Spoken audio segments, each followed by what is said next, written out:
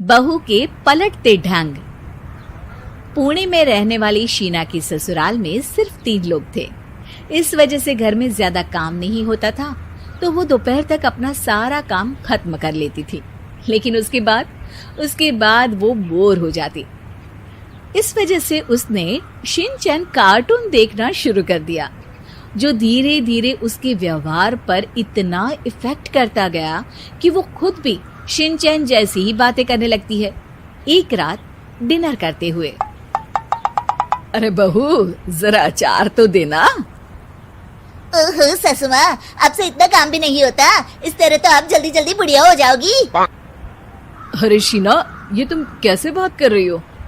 आपको तो कुछ भी समझ में नहीं आता। ये शीना का शिनचैन स्टाइल है।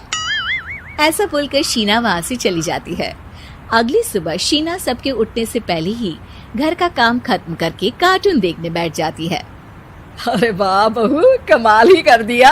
इतनी जल्दी सारा काम खत्म कर दिया। बस भी कीजिए, अब मैं इतनी भी कुछ खास नहीं।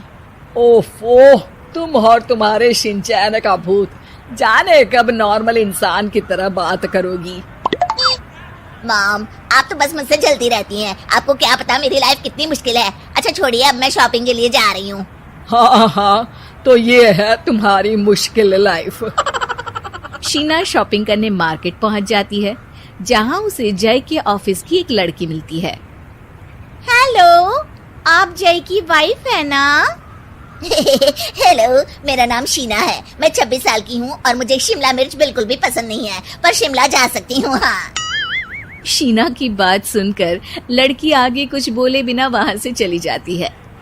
कमाल है, आजकल के बच्चों को इंटेलिजेंट लोगों से बात करना आता ही नहीं। शीना शॉपिंग करके घर वापस आती है, जहाँ सास और जय साथ बैठकर आइसक्रीम खा रहे होते हैं। मैं कितने मतलबी लोगों के बीच रह रही हूँ। एक छोटी प्यारी बच्ची के बारे में सोचे बिना सब आइसक्रीम खाने बैठ गए। अब इतना नाटक करने की जरूरत नहीं है। तुम्हारी आइसक्रीम फ्रिज में रखी है, खा लो।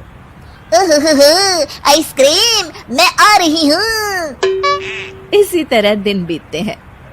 अभी तक तो घर में सारे लोग शीना की हरकतों से परेशान हो चुके होते हैं। एक शाम उनके घर पड़ोस के अंकल आते हैं, जिन्हें देखते ही शीना बोल पड़ती है। हेलो अंकल, आज आप यहाँ? ये कह रही है आप यहाँ बैठिए, हम अभी आते हैं। ऐसा बोलकर शीना की सास उसे लेकर रसोई में चली जाती है। अरे वो तुम्हारी पापा की उम्र के हैं, उनकी इंसल्ट तो मत करो। आपको तो बस अपनी ही खुशी दिखाई देती है। शीना के ऐसे बोलने पर सास हैरान रह जाती है और शीना बाहर आकर अंकल से कहती है, तो अंकल, आज आप क्या लेने आए हैं? या फिर बस सासू माँ को देखने का बहाना चाहिए? वैसे ये इतनी भी अच्छी नहीं है, पूरा समय मुझे डांटती रहती है और कभी कभी तो खाना भी नहीं देती। अंकल हैरानी से उसकी ओर देख रहे हैं। तभी उसकी सास वहाँ आती है। अरे शीना, इतना झूठ मत बोलो, मैंने कब तुम्हें खाना नहीं दिया? अरे ऐसा बोलोगी तो तुम्हें आज रात का खाना सच में नहीं मिलेगा। देखा, मैंने कहा था ना, बच्ची पर जुल्म करती है। आप मुझे अपने घर ले चलो अंकल। इस तरह दोनों सास बहू में तू मैं शुरू हो जाती है, जिसे देख अंकल तो डर कर भाग जाते हैं, लेकिन वो दोनों चुप ही नहीं होती। रात को जय के घर वापस आने पर सास उसे शीना की सारी बात बताते हुए कहती है, अरे इसके सर से कार्टून का भूत तो उतारना ही पड़ेगा। मौका या वक्त कुछ देखती ही नहीं, बस बकवास शुरू कर देती है। बात तो आपकी सही है, पर क्या करेंगे? अरे कार्टून देखकर ऐसी बनी है तो इसकी कार्टून ही बंद कर दो। हाँ, कार्टून बंद करके कुछ समझदारी वाली चीजें दिखाते हैं। जियोग्राफी दिखाना शुरू कर दो ना, क्या पता कुछ अकल आ जाए। हाँ, नाइस आइडिया माँ। इस पर जय केबल टीवी पर ज्योग्राफी छोड़कर बाकी सारी चैनल बंद करवा देता है, पर शीना भी किसी से कम नहीं होती।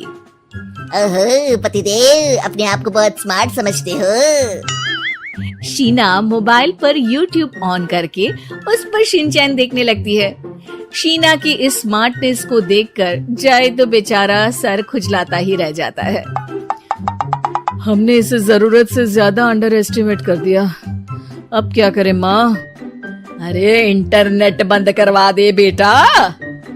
शीना को कार्टून की दुनिया से बाहर निकाल वापस इंसान बनाने के लिए अब जय इंटरनेट भी बंद करा देता है, जिससे शीना परेशान हो जाती है।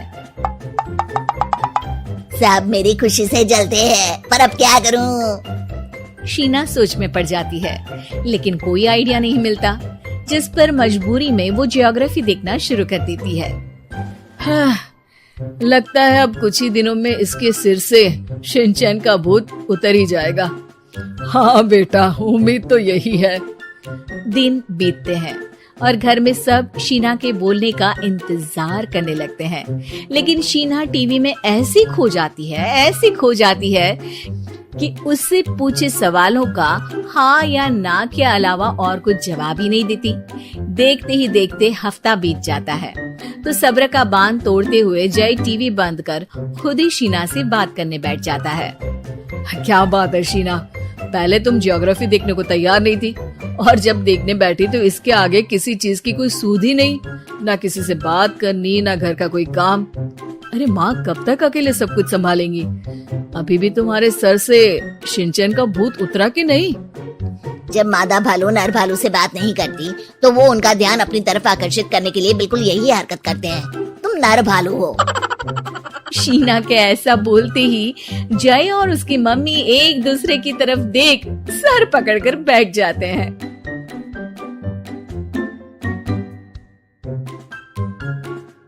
वीडियोस बनाने हैं फिल्मोरा है ना,